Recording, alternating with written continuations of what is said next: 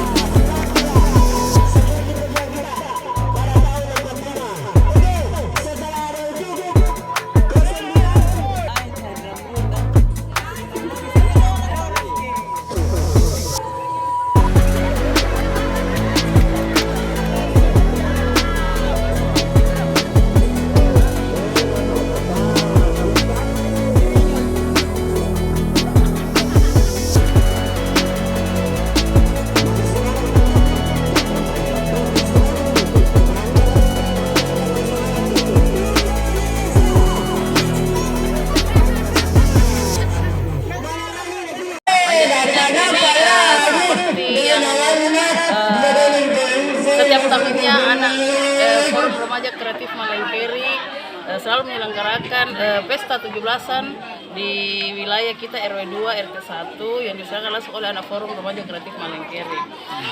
Dengan adanya lomba manjat pinang ini memacu masyarakat untuk bertambah semangatnya dengan semangat juang 17 Agustus kemerdekaan.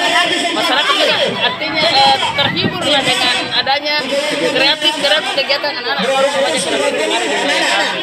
Kami sangat mengapresiasi remaja Forum Remaja Kreatif Malengkeri yang ada di wilayah kami. Terima kasih buat anak Forum Remaja Kreatif. Ada 10 lah dari Siapa nama dia perebutkan? Di samping ada hadiah menarik, ada sedikit Uang tunai ya? Uang tunai ya, uang tunai dari sponsor dan masyarakat.